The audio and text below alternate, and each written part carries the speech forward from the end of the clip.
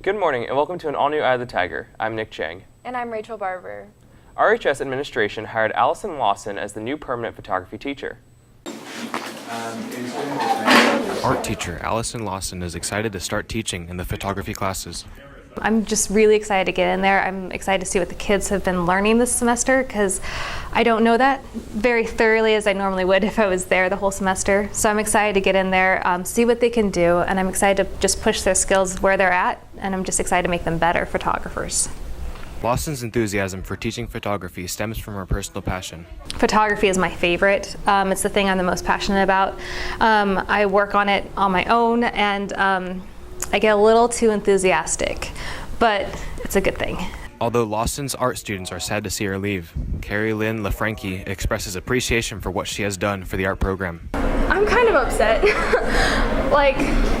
That's sad. I've never actually had, a legit art teacher, so I felt like we bonded a little bit. Lawson also said she's excited to expand the photography department in her new position. Avid teachers have been attending college conferences. English teacher Kelly Capel attended an annual UC conference which was geared toward channeling information directly to students through avid teachers. So this is like the main line for us to have that communication with the admissions officers. And so we're getting the word from them, what's changed, what needs to be happening, and so we can then relay it directly to our students. There's no middleman, we know exactly what's expected, and it just, it gives any of our students, we share this with other students as well, but it gives any of our students the benefit.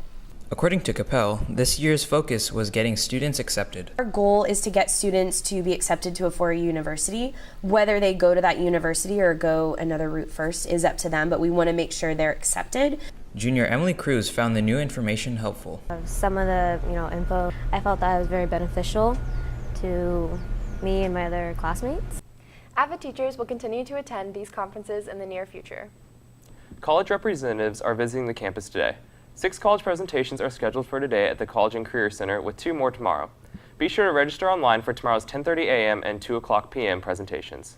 Yeah, the students just come into the Career Center, we hang out, we make popcorn, it's very informal. I have a list of questions that are available to students if they are unsure of what kind of questions they might be wanting to ask. And it's just, like I said, very informal. They get a lot of really good information regarding tuition, scholarships, athletics, campus life, and it's usually about 30 minutes. So it's pretty fast, it's very fun, and they can walk away sometimes with even a free application by attending. We now go to EOTSN for Viewpoint. Good morning and welcome to this Tuesday's edition of EOTSN and the first Viewpoint of the year. I'm Dominic Taylor alongside Cale Gibson and JV football player Tommy Spencer. Today's topic on Viewpoint: should Whitney coaches have been punished for practice violations instead of their program as a whole? Cale Gibson, do you have any thoughts on this? I do. I believe that the punishment that Whitney received was completely justified. While making their coaches resign and while punishing the program from not being able to go to playoffs this year, it's all justified. When you break a rule 5 times in 2 years, something's bound to happen. And Tommy Spencer, as a current football player, how do you look at this situation? What are your thoughts? Yeah, I think coaches and players should be punished because 5 times in a row, something has to happen, and you get more experience when you're working and using pads. So it's very true. I am going to go with the unpopular opinion between the two, and I'm going to say that only the coaches should have been punished, and here is why. As a former football player, I do understand that from the beginning you were taught to obey your coaches. You're taught to do whatever they say. If they tell you to do something in a drill, in a game, you're going to do it. That's part of being a player and being coached. And I also know that players are not told what the rules are of the conference. The coaches are the ones who tell them that. Players are not responsible for going and looking up the rules and knowing what they're doing, if they're following protocol during their training times and all that. So really, this is a coach's infraction. However, the coaches are a reflection of the program. The CIF punished the program, so I see your opinion. However, the coaches reflect the program's needs and interests, and when the coaches are breaking CIF rules, which are set in place for the protection and the safety of all the teams in the league, Something needs to happen when rules like that are broken. But something did happen. They were fired. Or not Yes, fired, they were but fired. they were forced to step down. But I believe that the CIF was justified in banning them because they broke the same rule 5 times in the last 2 seasons. I understand that, and the punishment was on the coaches. So the players are now going to be punished for something that the coaches did? I mean, I guess, because if you look at it, the players were also breaking the rules. However, they weren't doing it knowingly, but because the action occurred, that's why the ban took place. You were, say, a senior, and you were going to be, you were not going to be able to participate in any championships or any tournaments, postseason play. How would you feel about this? Yeah, Whitney has a good program and their coaches are good, but if you break a rule 5 times, and it would just be terrible if I couldn't go to the playoffs, but if you break those rules, I think, something has to happen.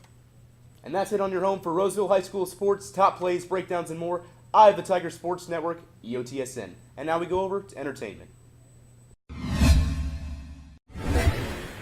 Thanks, Gail. Darren Aronofsky's newest psychological horror has received mixed reactions, and rightfully so.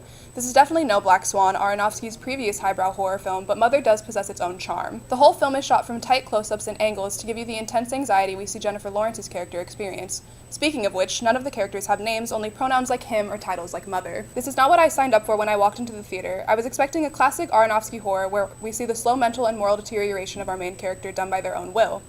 Instead, in the case of Mother, we see Lawrence torn down by everyone and everything around her and being driven to insanity by pretty much everything else but herself. Of course, as it always is with Aronofsky, the movie has a much deeper meaning than what we see, but this one, however, has more of a commentary on religion, the environment, and politics, which leads to a sort of convoluted and confusing plot that can't stand by itself and leaves audience members in the dark.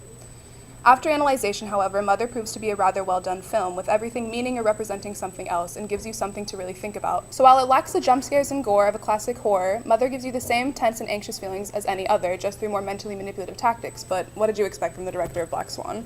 And now we go back to news. Thanks, Gabby. Science teacher Jeff Underwood has adopted a cute, but not so cuddly class pet. Jeff Underwood recently acquired a hedgehog for his science class. Oh, there was an email that was put out by one of the teachers, and a student was looking for a safe home for the hedgehog, and we're biology, man. We need animals and stuff in our classroom, so. Senior Nicholas Bailey TAs for Underwood and thinks the hedgehog is a good addition to the class. I think that it's interesting. A lot of students are going to want to come in and see it. They're going to want to come in and see what a hedgehog does, because I know a lot of people who are really interested in seeing the hedgehog, but they don't actually know what a hedgehog really even looks like. A lot of them have to look it up online. And I think it's a pretty interesting addition to the classroom, and that a lot of kids are going to enjoy them. Underwood feels like it will open up lots of learning opportunities. She's going to actually create a lot of learning opportunity for us, and hopefully, expose some kids that don't get to see wildlife very often to it. And she's in a domesticated sort of environment, so it's somewhat controlled. But I think she's going to be good here. She's overly cute. It's like cute meter is definitely on tilt for sure.